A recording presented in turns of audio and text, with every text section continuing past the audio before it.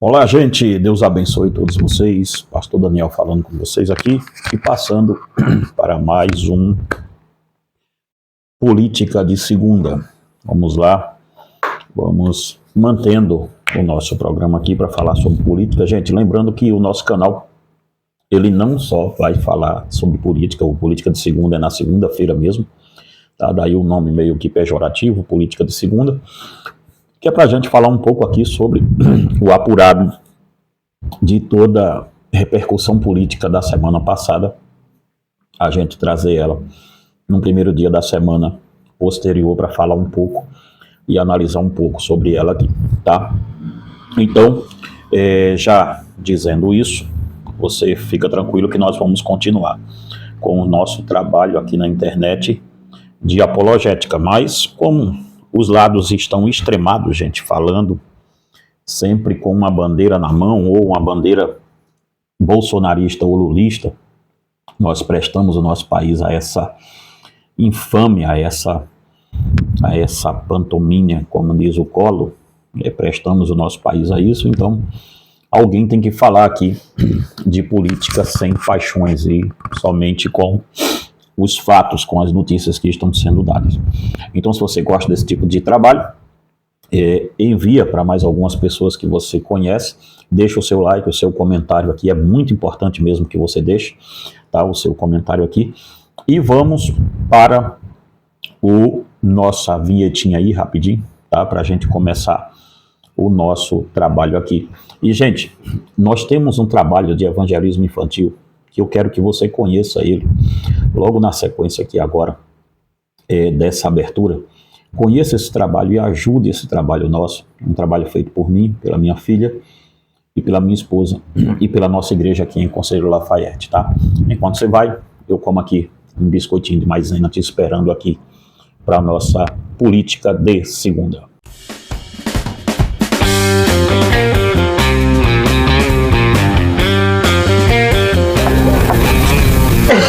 Parece a dona.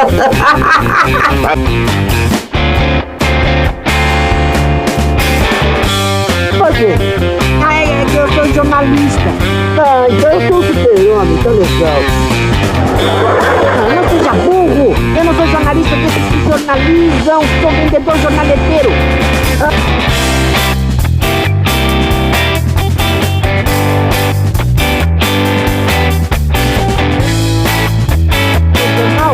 Não. Eu quero o gráfico com atualidade da imprensa, novidade do diário, correio.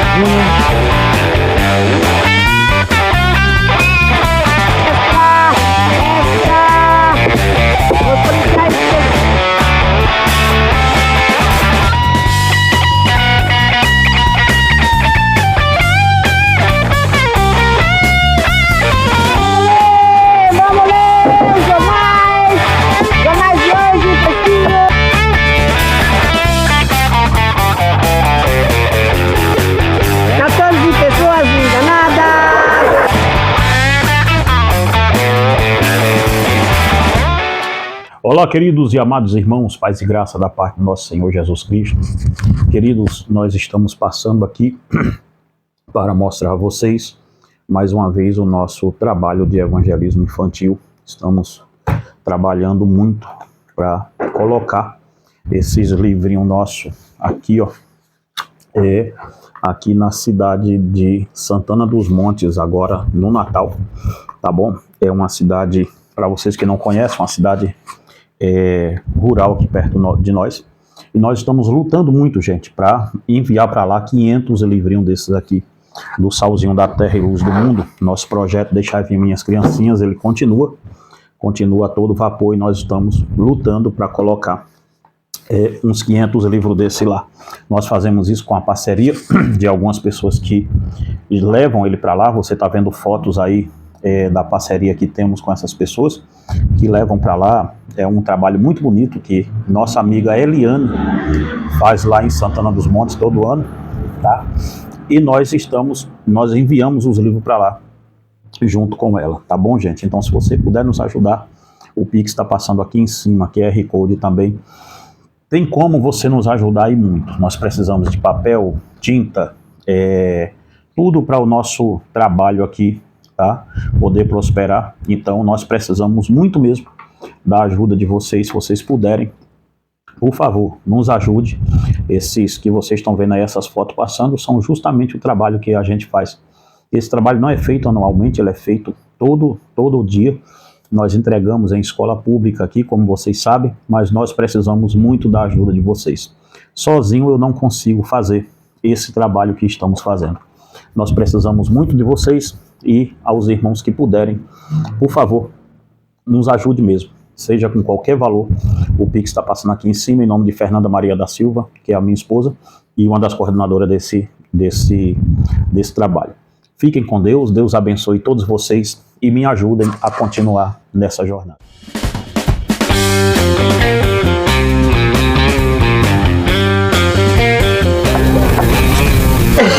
Parece a dona.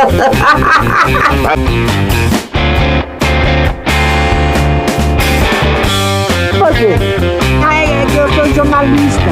Ah, então eu sou super-homem, tá legal. Não seja burro. Eu não sou jornalista desses que jornalizam. Sou vendedor jornaleteiro.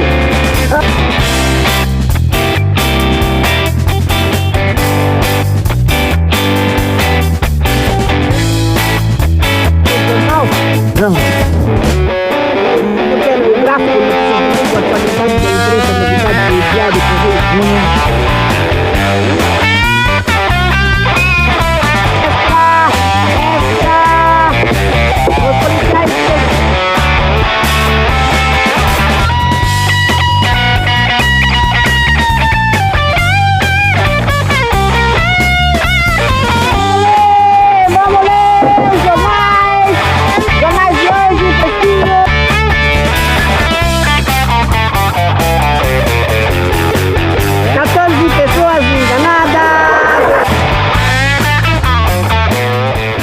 Estamos de volta com vocês e agora sim, vamos lá para o nosso Política de Segunda. Mas antes, gente, tá? Só um minutinho, está de sua atenção.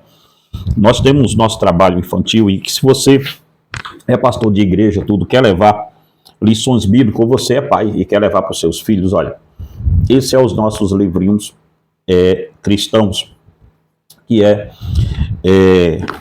vendido aqui pelo nosso canal também. Esses 3 aqui foi a Débora quem escreveu, tá? A minha filha, olha lá como é que é dentro, ó, tudo bacaninha, tá? Dá para pintar, leia as historinhas pintando aqui, tá? Isso aqui é Aprendendo com as Parábolas de Jesus. Aqui é Bem-aventurados Pequeninos, sobre as bem-aventuranças do Sermão do Monte. Salzinho da Terra e Luz do Mundo, esse saiu em agosto desse ano, 2025. Tem os 10 Mandamentos e Oração do Pai Nosso. E também Como Deus Criou Todas as Coisas. E junto com esse kit aqui vai também o nosso gibizinho, que é o Rabisco e Sua Turma, Rabisco e o Homem que Não Sorria. Gente, esse livro ele é fantástico, tá? A historinha foi eu quem criei, e aí a questão de elaboração dos desenhos, tudo tal, foi eu e a Débora junto, tá? Então, se você quiser adquirir essa obra aqui, junto com eles, eu te mando na compra dos 5 livrinhos que estão em promoção, são 5, eu te mando o rabisco de presente aí também, tá bom? Que Deus abençoe você, em nome de Jesus, e ao longo do nosso programa, eu vou apresentando aqui nossos livros aqui também. Tem um livro aqui, gente, se você quer tratar sobre ansiedade, pessoal, esse livro aqui é fantástico. A Ansiedade e Sua Origem Pecaminosa. A ansiedade é compatível com a fé em Cristo, então você tem que ler esse livro aqui. Poucos pastores tiveram coragem de falar o que eu estou falando aqui, num conceito de ansiedade ser um pecado e não uma doença, tá? Então, se você quiser adquirir, essa é a hora. Entre em contato conosco aí, tá bom? Tem a História Secreta do Vaticano, tá? Esse livro é um livro fantástico. História Secreta do Vaticano, ele vai tratar ali sobre a ligação do Vaticano na Segunda Guerra Mundial com os nazis, tá? Tem também o livro da Débora, Satanismo Global, o Ocultismo como a Nova Religião Global. Cada vez mais, cada dia mais, esse livro está fazendo sucesso porque ela aborda desde Babel até a presente data, como o ocultismo e o satanismo vieram ali de mãos dadas, se alternando. E, gente, uma coisa simples, tá? Para todos aqui saberem, nenhum ouvinte aqui conseguirá falar com a Débora, tá? Com a minha filha. Vocês falam direto comigo, tá bom? Tem algumas pessoas aqui procurando a Débora de vez em quando, doce ilusão, tá? Então, vai falar o WhatsApp que você tem é direto meu. E não insista, porque isso não tá na pauta nossa aqui para abrir o telefone pessoal da minha filha para ninguém. A agenda é comigo, viagem trata comigo, tudo é comigo, tá bom? Ninguém aqui tem acesso ao telefone particular da minha filha mesmo. Estou dizendo isso porque algumas pessoas têm procurado aqui e têm batido com a cara no muro. Não vai ter. Isso daí é só para as pessoas que são amigas nossas aqui. Pessoas nem amigas, pessoas mesmo aqui do convívio familiar nosso. E a Débora não gosta tanto dessa exposição aí. Então, é comigo mesmo. O telefone que passa aí, sempre aí, é o meu. Você fala direto comigo e é onde você adquire também os nossos livros, tá bom? Vamos lá. Vamos lá, gente. A primeira pauta nossa é Lula e INSS, o novo mensalão. A segunda é: a lei da dosimetria será vetada por Lula?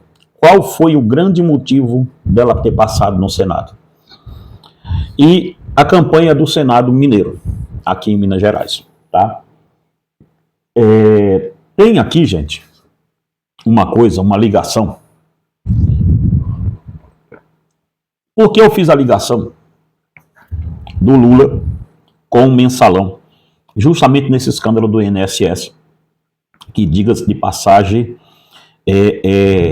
o negócio está ficando ali meio complicado, tá? Tem também o Sóstenes Cavalcante, que vamos falar dele, tá? Sóstenes Cavalcante e o dinheiro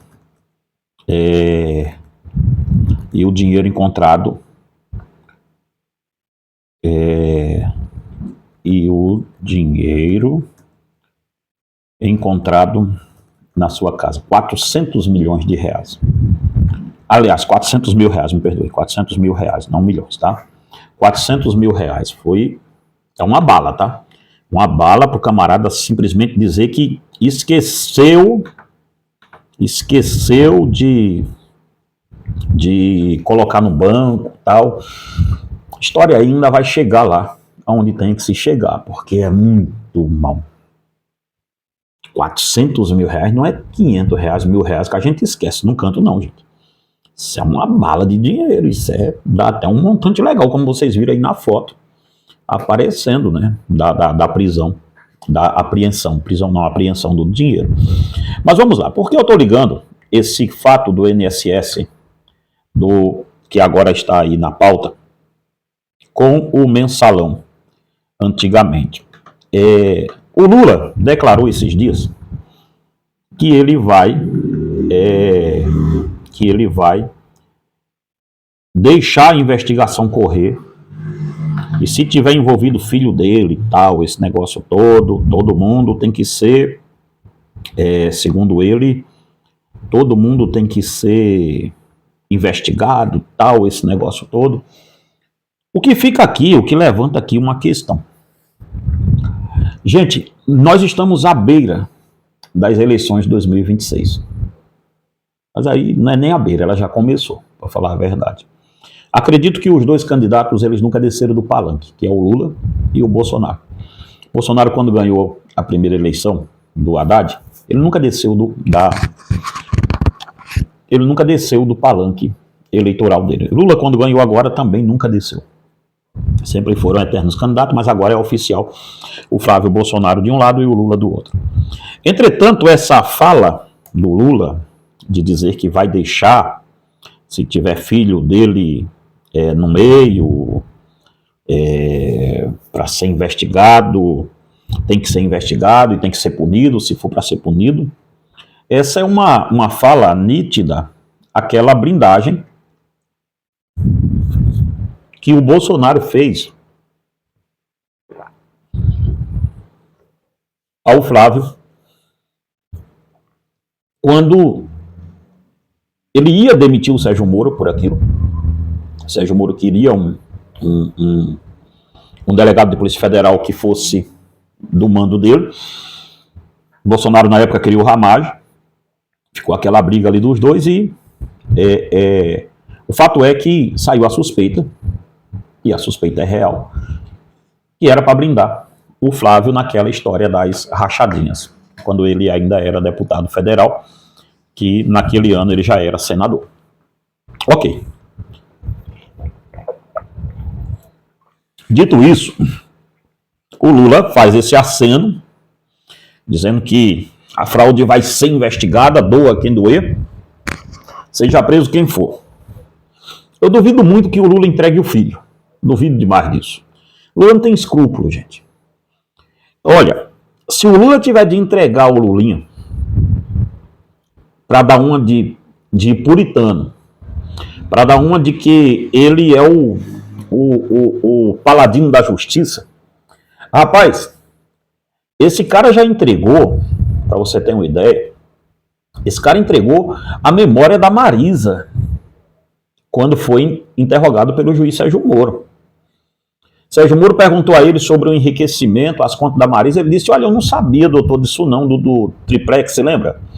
Eu não sei, companheiro, eu não sei, doutor, de triplex nenhum, eu não sei.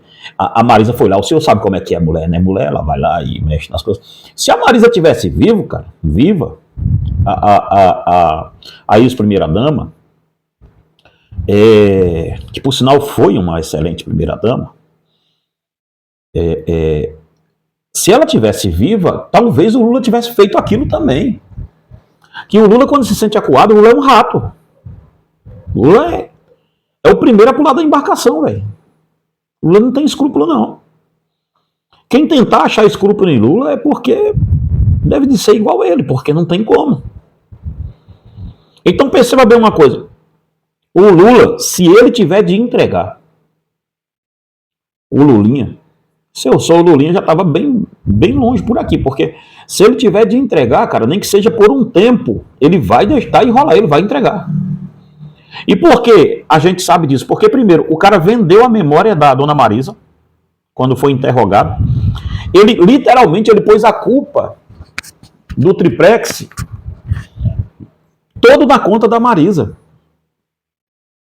Puxa aí os depoimentos dele, você vai ver. Na Lava Jato. Ele deu a Marisa de bandeja, cara. Eu fico pensando se a pobre da mulher tivesse viva. Então o Lula é sem escrúpulo nenhum. Ele vendeu a memória da dona Marisa, ele vendeu. Ele vendeu. E por que eu estou ligando isso ao Mensalão? Vou lhe explicar. Porque no Mensalão, o então ministro Joaquim Barbosa, que foi um cara que se agigantou ali e foi colocado lá pelo Lula, diga-se de passagem,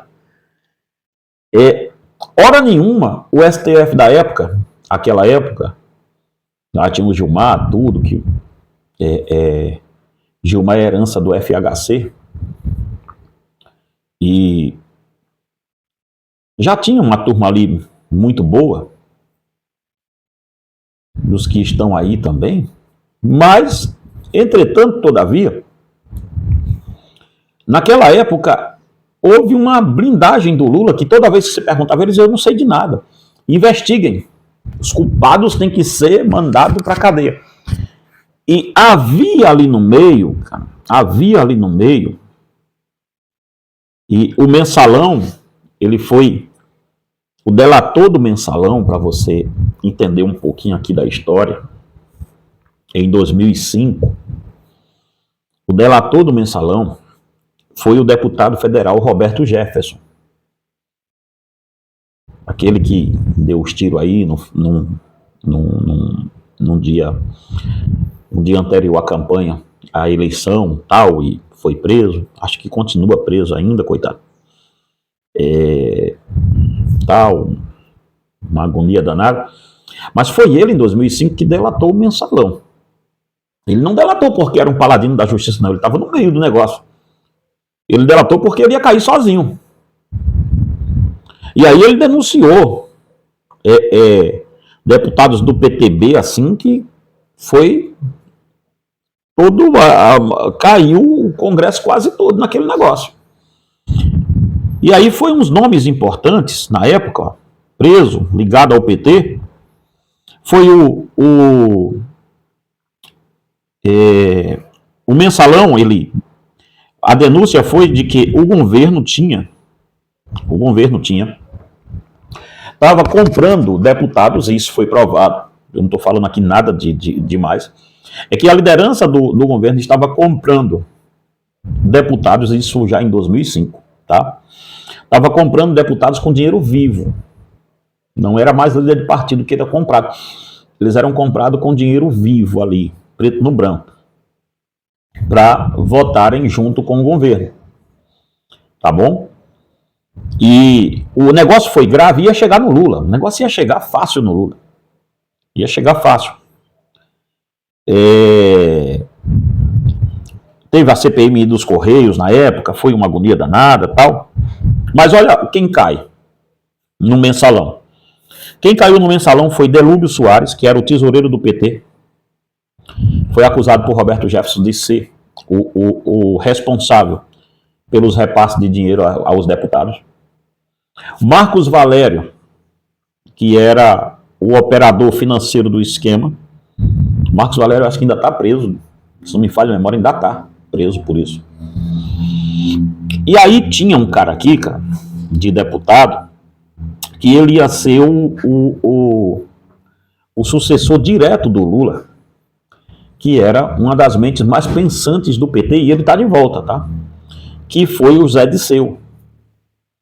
O José Disseu e outros vários parlamentares que foram acusados de receber pagamento, o Zé Disseu estava no meio disso.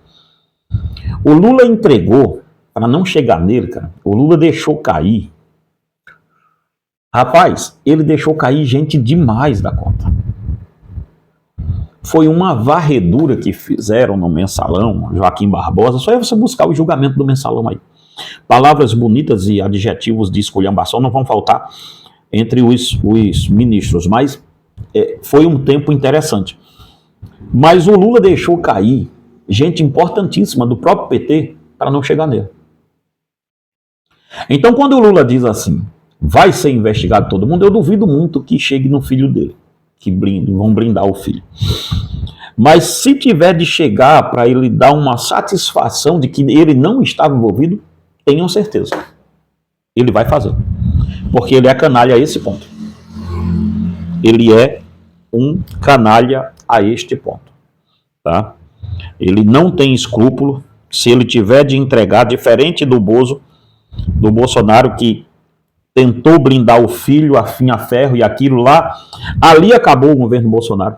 Ali acabou de vez. O governo Bolsonaro caiu justamente quando ele tira o Sérgio Moro, só os idólatras dele, os 25% que ele tem ainda aí, que tem titica de galinha na cabeça, que ficou favorável a ele naquele tempo, quando ele derruba o Sérgio Moro para blindar o filho. Ali a coisa acaba de vez.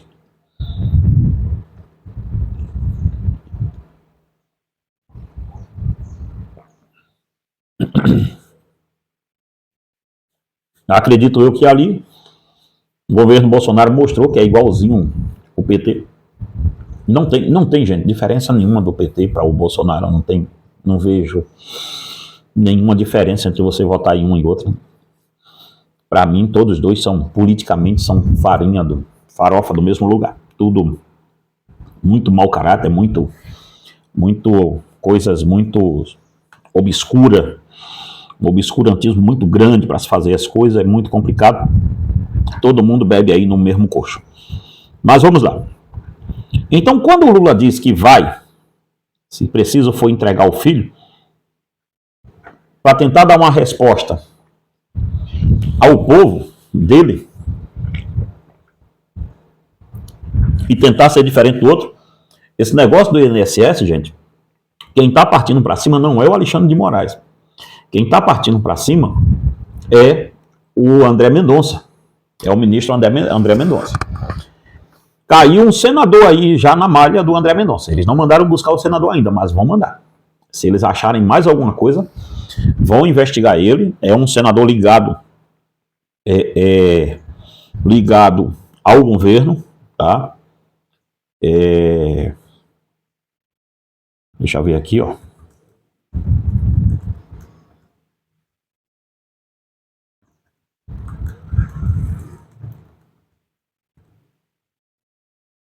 Deixa eu ver.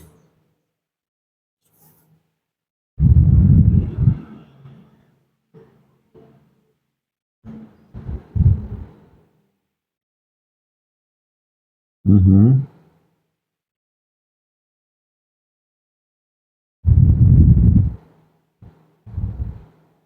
É o senador, deixa eu abrir aqui.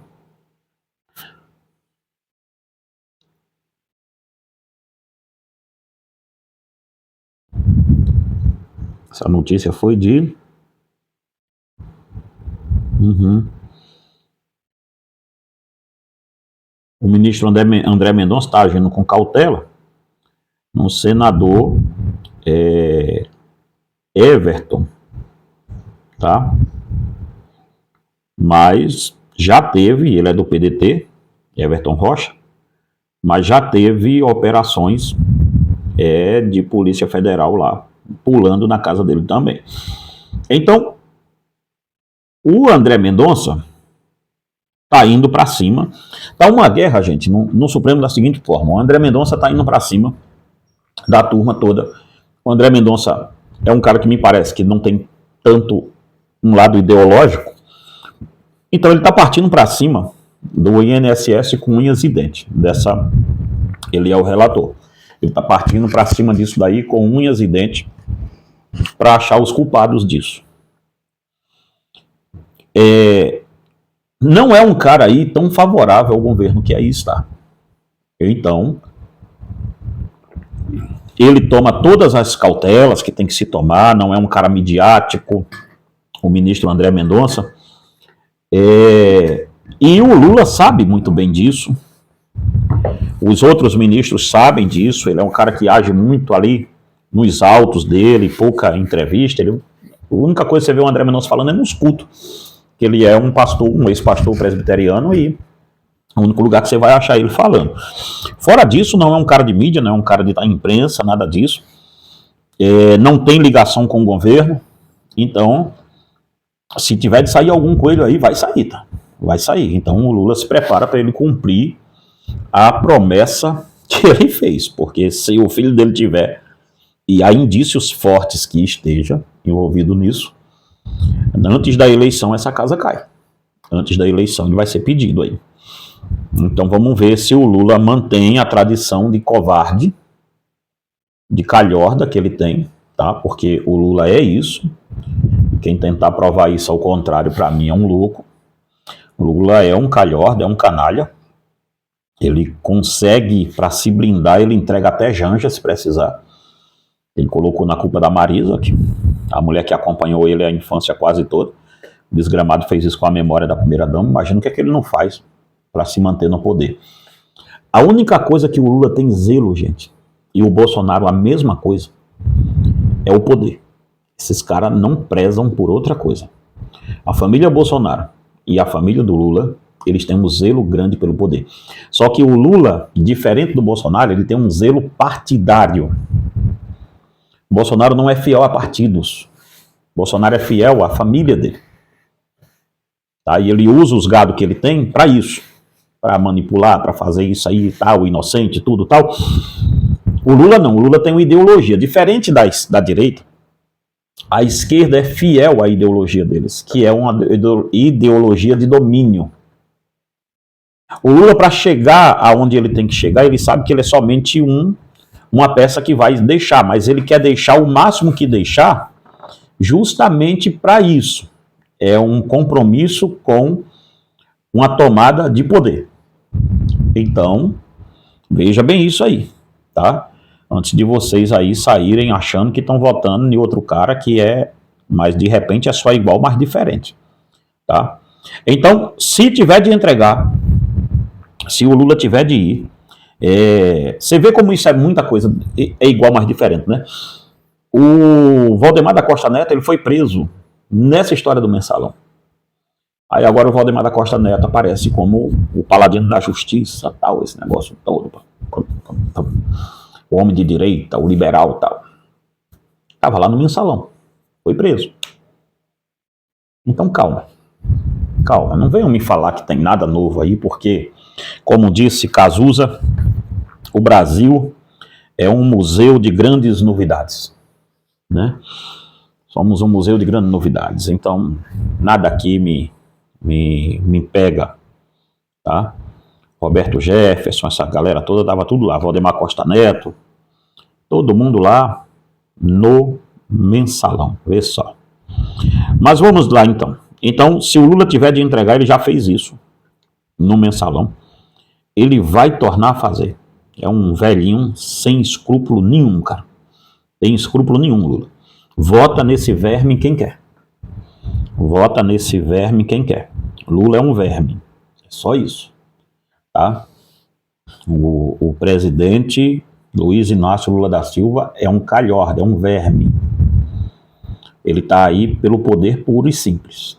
Não está aí para governar para pobre, está aí para nada. Eu sou pernambucano e eu sei o que eu estou falando. Tá?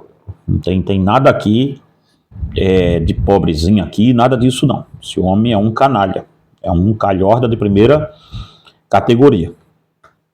Mas vamos lá, vamos dando início a isso aqui. Só que a questão agora a questão foi a seguinte, segundo ponto aqui da nossa pauta, o INSS ele vai se tornar um novo mensalão, nesse sentido, tá? Que o Lula vai entregar todo mundo para continuar pagando de gatão e de bom moço, como ele fez no mensalão de verdade lá. Marca o que eu estou lhe dizendo aí, e depois vocês me reclamem aqui para ver. Ele vai fazer isso. Mas vamos ver aqui agora.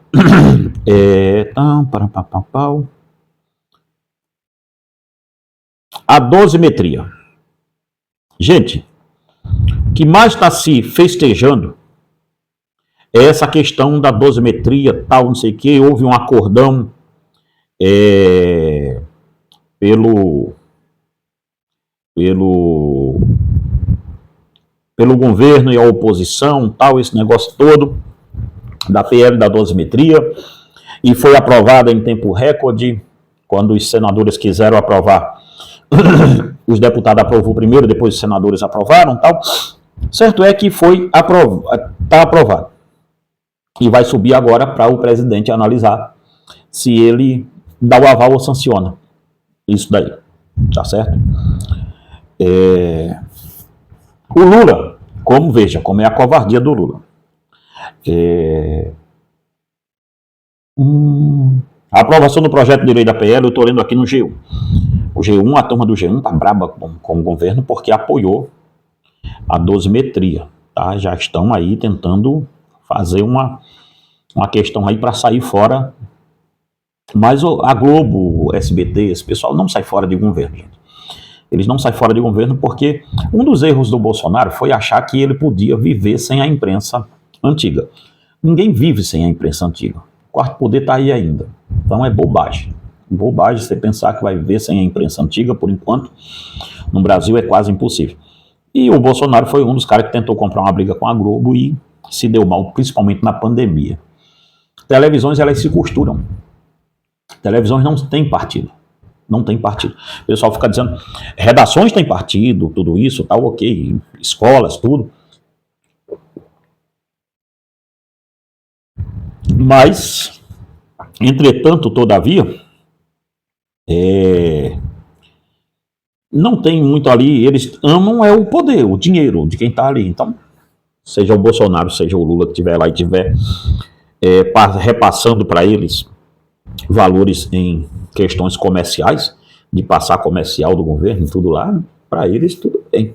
Bolsonaro tentou segurar isso da Globo e se deu mal, deu o que deu. Na pandemia, então, eles fizeram lá o termômetro da morte lá, foi uma coisa horrível aquilo, mas para você ter uma ideia, quando a imprensa quer, como é que ela vende o camarada. E é uma doce ilusão achar que você vai ganhar eleição com a internet apenas, porque não vai, tá certo?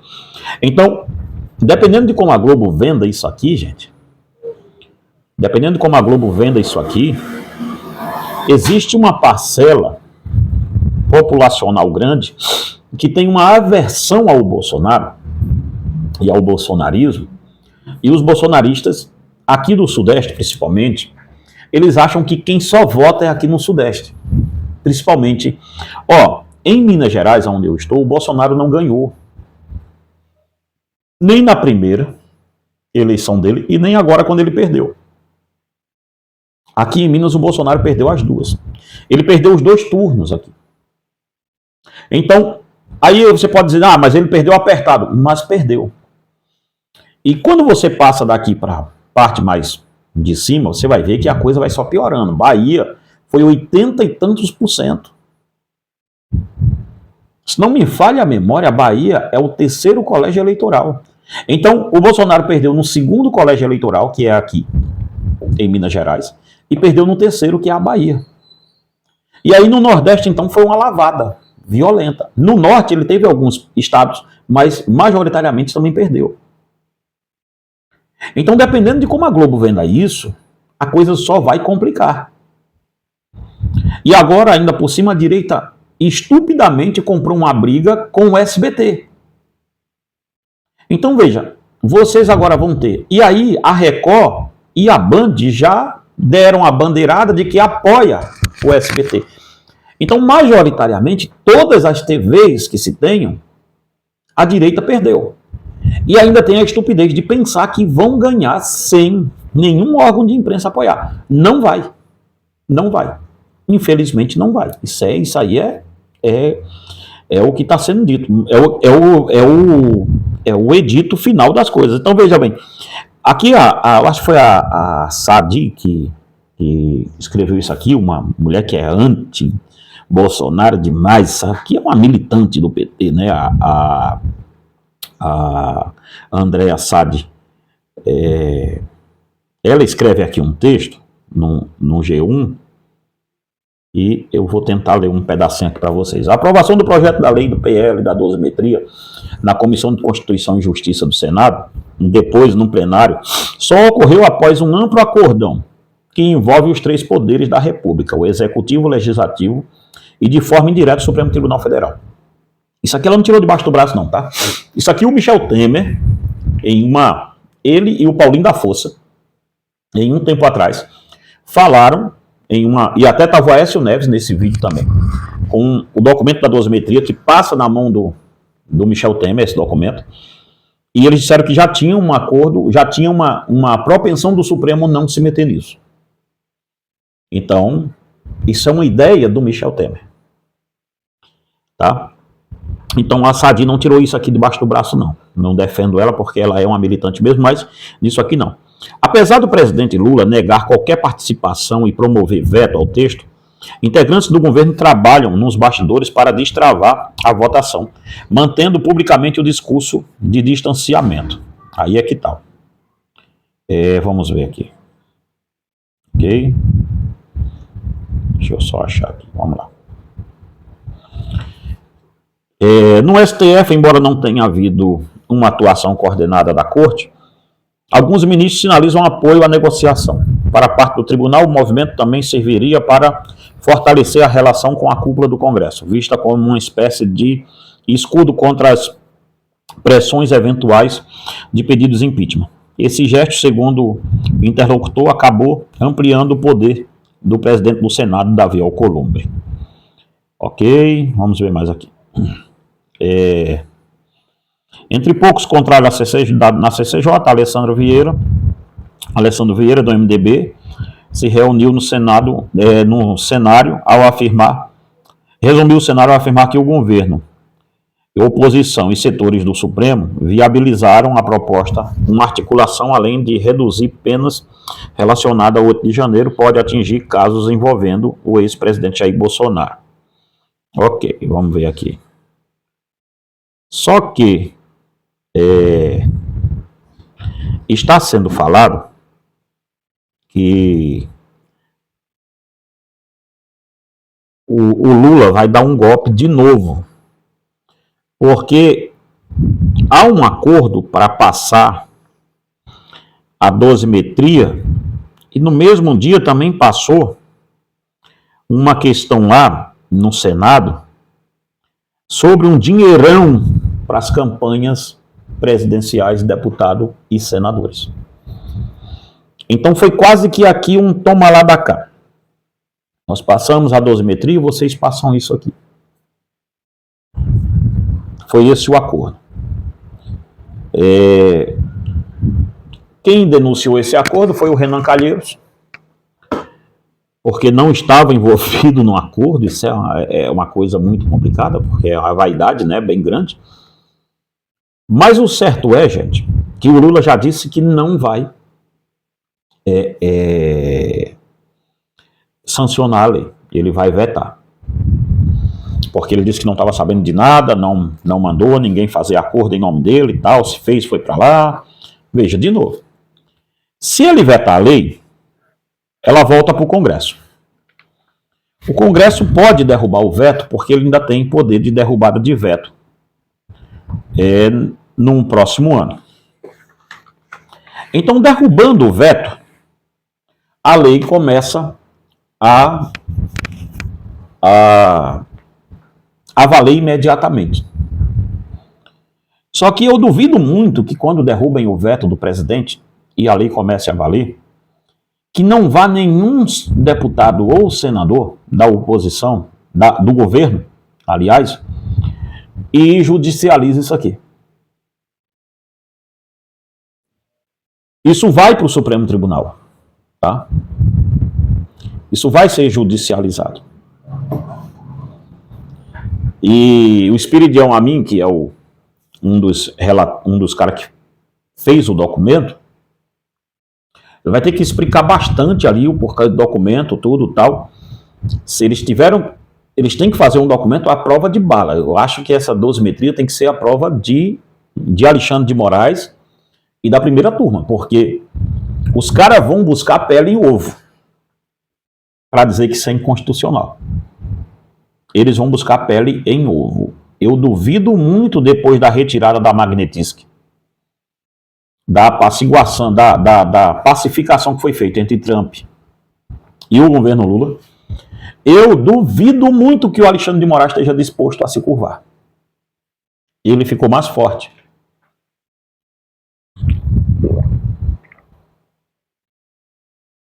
E aqui é que vem o grande circo, ó. Todo mundo vai falar para a sua cúpula, você entenda bem. E os presos comuns, eles já vão começar a sair o ano que vem. O pessoal que foi preso no 8 de janeiro, já tem quase 4 anos que estão presos. A maioria deles vão ser mandados embora para casa com tornozeleira eletrônica a partir do ano que vem. Uns monte deles, mas é muito mesmo. Então essa dosimetria aqui, ela tem um palanque muito grande na eleição. Um palanque bem grande, ó. Vê só o circo, como foi montado. Isso aqui é um circo, gente, da direita, porque a direita queria anistia, agora quer dosimetria. Na dosimetria se reconhece que tem um crime, foi feito um crime. E também se reconhece que o judiciário excedeu, então vão refazer as penas. Ok, tudo bem. Então, o Supremo Tribunal fica forte porque diz que reafirmou-se o crime, reconheceu-se que o Supremo Tribunal estava certo ao dizer que houve crime ali. Então, de uma certa forma, o Supremo está intacto, estava certo nisso. De outra forma, aparecem os senadores dizendo que nós somos gente boa porque nós revimos uma injustiça, os senadores e deputados, nós revisamos a injustiça feita pelo judiciário. E aí vamos refazer as penas, junto com o judiciário. Veja, todo mundo está ganhando aqui até agora. Só que quem perdia nesse discurso todo era o Lula. Só que o Lula vai falar para dentro da bolha dele, porque nós estamos com 2 bolhas, né? PT e Bolsonaro. O Lula, ao vetar a lei, ele fala para a bolha dele que ele é um democrata, que ele é o cara que não está disposto a negociar ninguém que venha contra a democracia do país. E aí ele veta a lei. Ao vetar a lei, o Lula fala para dentro do clã dele, de que ele não se rendeu. Quando isso sobe para o Supremo, perceba bem uma coisa. Quando isso sobe para o Supremo vai procurar, porque já tem alguns senadores, inclusive o decano do Supremo Tribunal Federal, me parece que é o Gilmar Mendes, que já tem uma costura com outros ministros para abafar isso aqui. Porém, entretanto, todavia,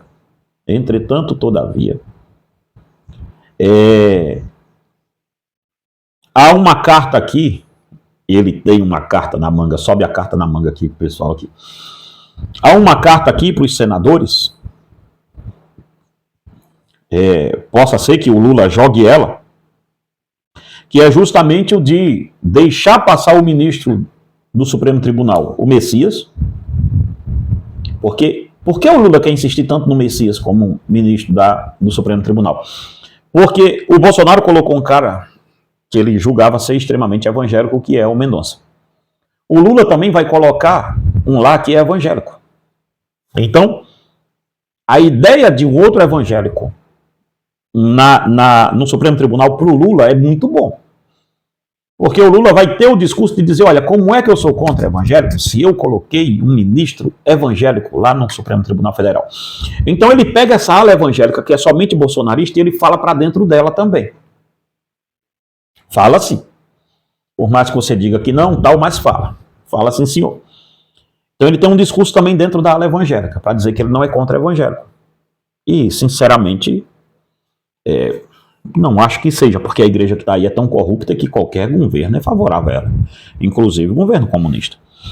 Mas veja só uma coisa. Dito isso aqui, todo mundo vai falar para dentro das suas bolhas. Se o Lula sanciona, ele sanciona baseado em uma negociata para o Congresso. Ele tem como falar para dentro da bolha dele. Se ele veta, ele fala para a bolha dele também. Se ele, quando volta para o Senado e para o Congresso vai derrubar o veto e dizer para a bolha dos... Porque senadores e congressistas agora querem voto. Eles vão dizer, olha aí, o Lula vetou e nós, em nome da democracia, por quê? Porque a maioria deles também ganharam com voto bolsonarista. Gente, não vamos ignorar o Bolsonaro, não, porque é cerca de 25% a 30% da população ainda são bolsonaristas. Isso não ganha uma eleição presidencial, mas isso elege uma raça de deputado e senador que agora também vai ser eleito e reeleito, uma leva de deputados bolsonaristas, porque os antigos traíram o Bolsonaro, então eles vêm com o novo de novo. Para não resolver nada também, porque tá um monte aí no Congresso, bolsonarista, e fica só filmando e botando vídeo para os outros. Tá? Dito isso, se tem uma coisa que o Lula sabe fazer é usar a máquina pública, que o Bolsonaro não soube usar. Mas dito isso aqui, gente, da dosimetria, eu acredito muito que ela será judicializada. E na cabeça dos ministros aí, só vendo para ver o que é que vai dar isso aqui. Mas que ela vai ser judicializada, isso aqui eu não tenho dúvida, tá? Porque o Lula já traiu o acordo que ele fez lá com o Senado. Eu duvido muito que ele não soubesse. Mas ele já disse lá no coisa, eu não estou sabendo de nada, ninguém fez acordo e me chamou para isso, tal. Fizeram acordo lá, foi por conta deles. Então, veja, o cara é calhorda, cara. O cara é um canalha. Ele faz tudo para se manter no poder. Então, tem aqui também uma reportagem da CNN, é só o órgão de esquerda que eu estou pegando, para gente falar desse canalha aqui, tá? Nesse aqui, ó, tá dizendo que se o Congresso quiser que derrube meu veto, diz Lula, sobre PL da dosimetria. Então ele já jogou para o Congresso e sabe que o Congresso vai fazer. Ele não ganha nada se aceitar essa dosimetria. Não ganha nada com isso. Ao contrário, ele só perde. Ele vai reconhecer que houve um excesso, um erro, e ele não quer reconhecer isso. O presidente Luiz Inácio Lula da Silva do PT reafirmou nesta sexta-feira, dia 19, que vai vetar a PL do projeto de lei da dosimetria, que reduz penas dos condenados pelo 8 de janeiro e pela trama golpista. Isso é a CNN falando, tá? Vamos ver mais aqui. Vamos mais adiante e tal. Se o Congresso quiser que derrube meu veto, afirmou o chefe do Planalto, em cerimônia de Natal na Expo Catadores. Então, o Lula vai querer levar o bolsonarismo sangrando com ele até as eleições. Esse será um dos discursos do Lula, da trama golpista. Ele não vai deixar isso aí passar assim de uma forma tão rápida por ele, né? O cara é um calhorda, mas sabe fazer política diferente dos outros da direita que faz com o fígado, ele sabe fazer com o bolso e com o discurso. Mas veja, a dosimetria geralmente ela não vai passar pelo presidente, ela vai passar pelo Congresso, mas ela vai ser judicializada. Ainda vai ter aqui uma questão, um caminho bem longo aqui.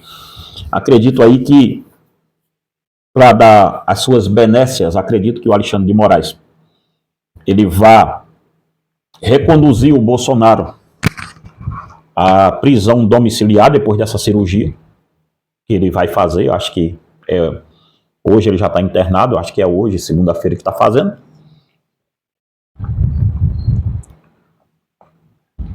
Depois da PF dar lá o diagnóstico que ele precisava de uma cirurgia assim. Então, acredito eu que depois da cirurgia, ele já começou a derrubar muita coisa que estava muito rígido contra o Bolsonaro. O próprio Alexandre de Moraes já deu carta branca para a Michelle visitar ele quando quiser. Tal, dos filhos eu não sei se teve, mas da Michelle, que é a esposa, isso daí eu tenho certeza que teve, porque eu li isso. Também tem ali a questão já tem um pedido de prisão domiciliar humanitária pelo estado de saúde do ex-presidente, que não é bom, é muito frágil, tá? Muito frágil mesmo. Então, o Bolsonaro, ele está mais para lá do que para cá, essa é a realidade. Então, eu acredito que ele, depois dessa cirurgia, reconduza o Bolsonaro para a prisão domiciliar, prisão em casa, com tornozeleira eletrônica. Acho que é esse o caminho que vai se tomar, sem visita, sem nada disso, e ali começa a apaziguar as coisas. Muitos presos do 8 de janeiro vão ser mandados para casa, a partir do ano que vem, e a dosimetria vai ficar na gaveta. Não acho que o Supremo vá derrubar nada do que foi feito até agora. Não acho.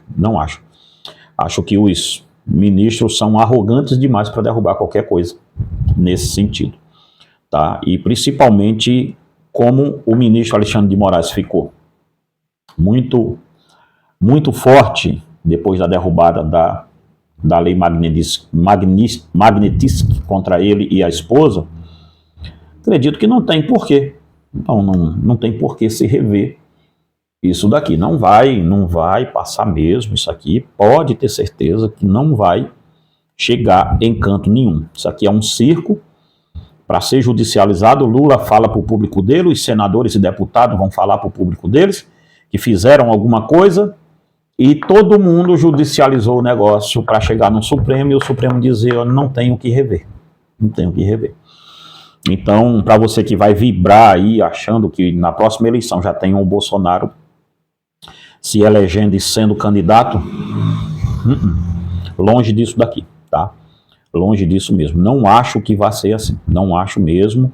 É uma análise muito diferente da que estão fazendo por aí, então não vejo como isso aqui vá avante. O que eu vejo é que no Supremo tá uma turma trabalhando lá com o INSS, o Dino trabalhando contra emendas parlamentares de deputados. Ele está rastreando mesmo esse negócio aí para achar deputados fraudando emendas, e o negócio está pegando fogo. O próximo agora que caiu foram dois, foi um bolsonarista aí muito famoso mesmo, tá? Que é o caso do Sóstenes Cavalcante. Sóstenes Cavalcante caiu, aí deram um pulo dentro da casa dele lá e acharam lá 400 mil reais. E a direita, gente, vocês têm que ter um senso crítico na direita maior, porque eu lembro que acharam na mala de um camarada, não é o mesmo valor, logicamente, né? Mas ali, cadê o dia disso daqui, gente? Acharam. Ok.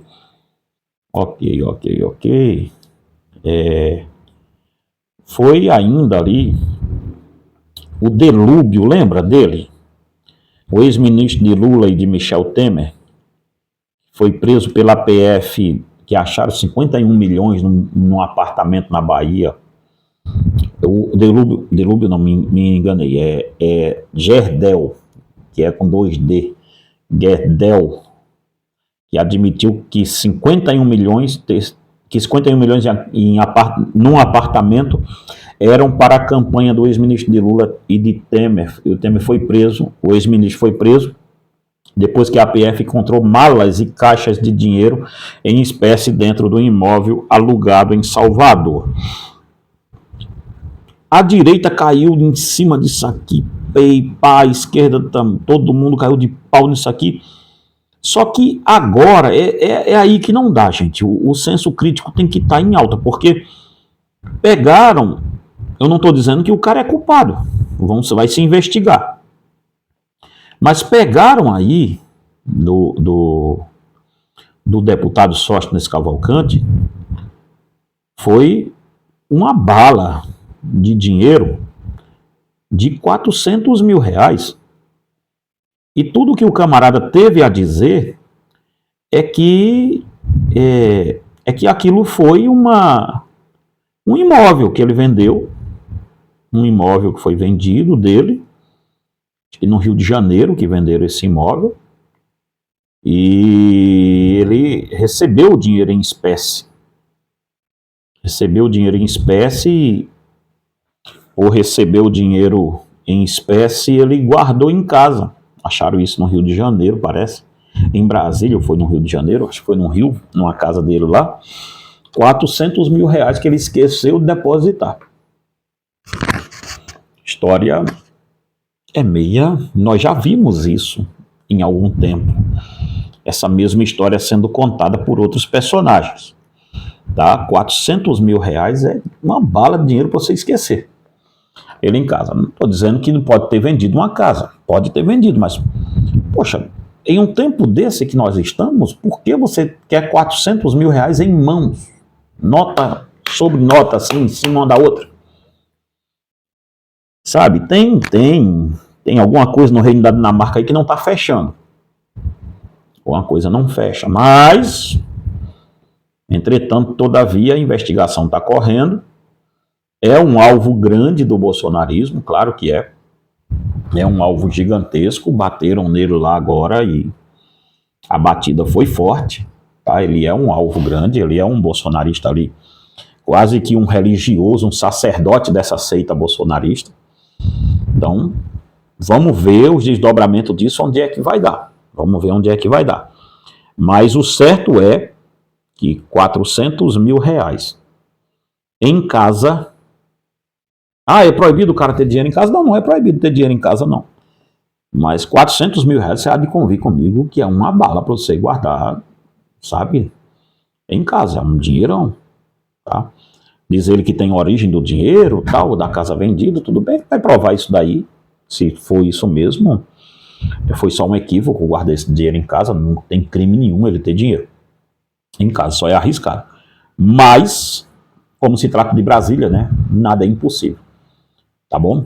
Meus irmãos, e agora vamos para a nossa última pauta, que é justamente a do Eduardo Bolsonaro e o Ramagem, que tiveram a sua cassação, foram cassados seus mandatos, tá?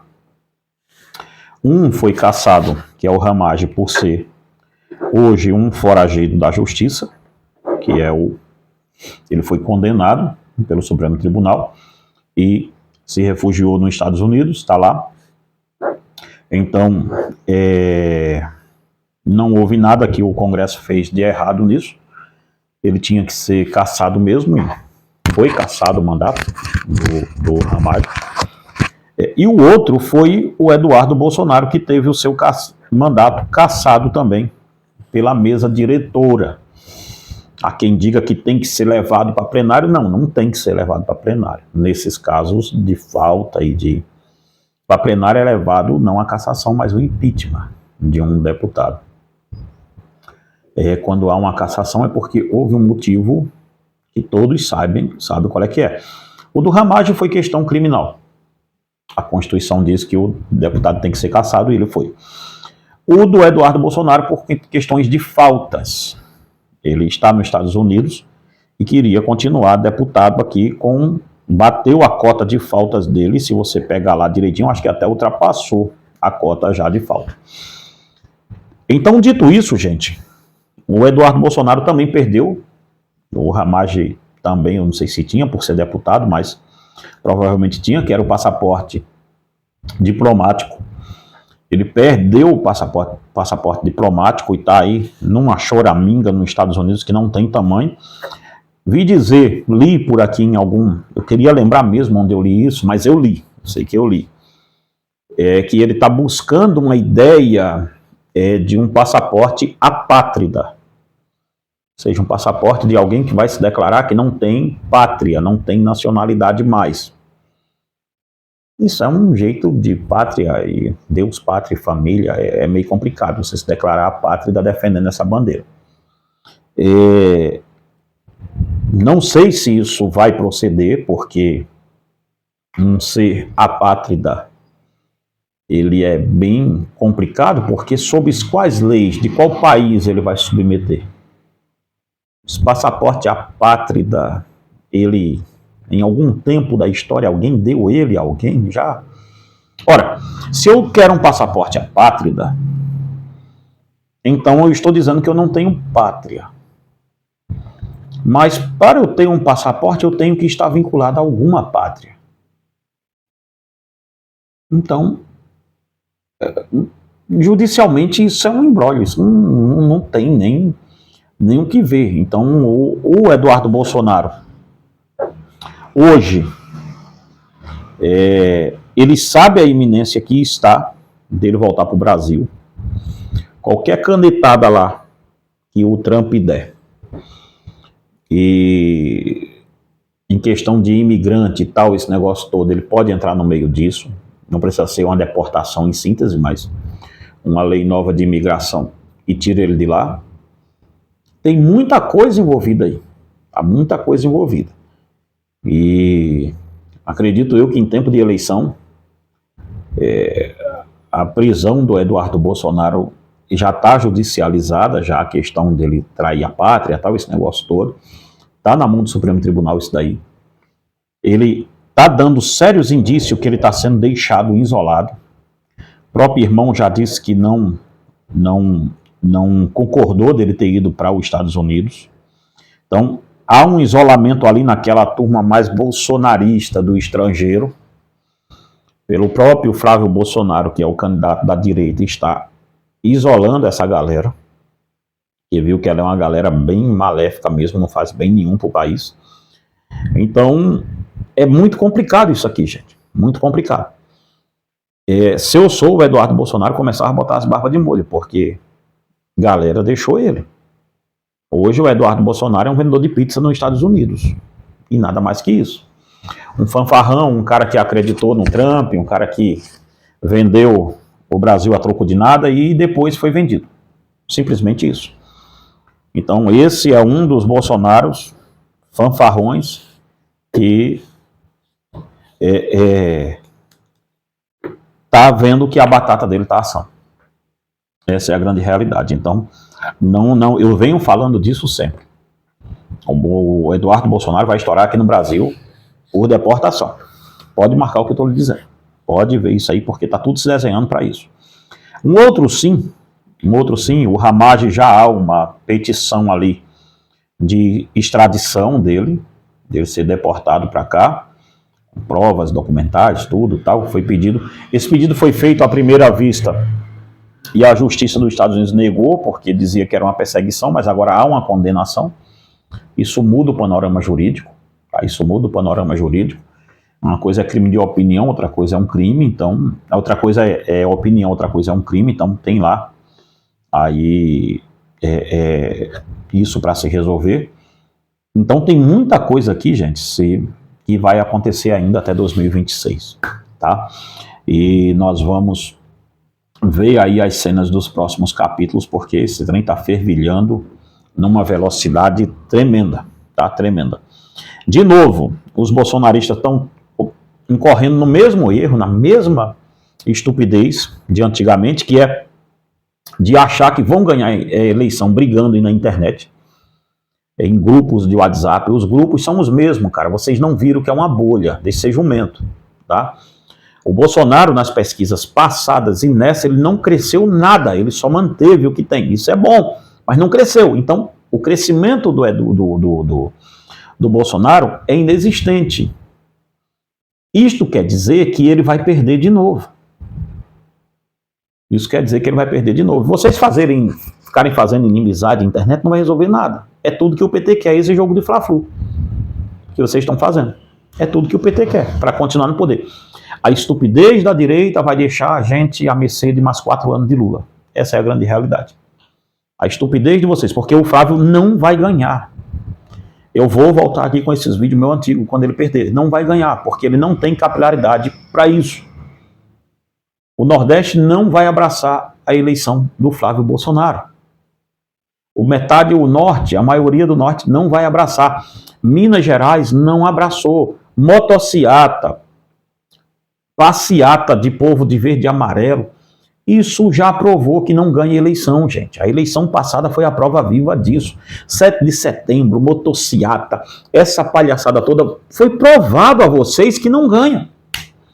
Então por que vocês estão insistindo nisso de novo? Foi provado a vocês que 7 de setembro, vamos lá pela anistia tal, contra o Supremo. Provou que não dá, o presidente está preso, o ex-presidente está preso. Isso não vai funcionar assim, isso tem que ser feito sem fígado. O Lula sabe se manter no poder. Sabe se manter, foi treinado para isso. Enquanto tiver gente dizendo que é de direita, trabalhando para a esquerda, a gente vai estar nisso aqui. Então, o Flávio Bolsonaro ali tem o mesmo clã que o Bolsonaro tem, 25% a 30%, não mais que isso. Uns 25% do voto certeiro ele tem, o outro 5% vamos ver. Você entende? E 25% sozinho não ganha. Não ganha. É a conta base lá para vocês fazerem. Não adianta, eu fiz uma pesquisa aqui no canal, lá nas publicações, se você for lá pode ver, que tem lá, o Flávio Bolsonaro está ganhando aqui no meu canal é o canal do pastor, ué. Tem um cheio de crente aqui que vota nele. Agora a pergunta que fica é, e no preto e no branco, na hora do vamos ver?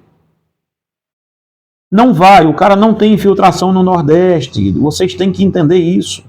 No Norte e no Nordeste ele não tem infiltração, nos estados mais dados à esquerda, ele não tem infiltração nenhuma. Não tem. O PSD foi o partido que mais fez prefeitos. Será que vocês não vão acordar para isso? O MDB é o segundo, PP é o terceiro. Sem esses partidos que têm as prefeituras na mão, não vai ganhar eleição. E o Lula sabe também que ele não tem o outro 50% para ganhar. Ele só ganhou porque fez acordos, sabe-se lá Deus de que tipo de acordo fez para ganhar aqui essas eleições. Tanto um quanto o outro vai precisar de uma coisa, de um monstro chamado Centrão. Vocês não ganham sem eles. Nem a esquerda e nem a direita. Agora vai saber correr, quem é que vai correr mais para pegar os partidos filé do Centrão. Você entendeu?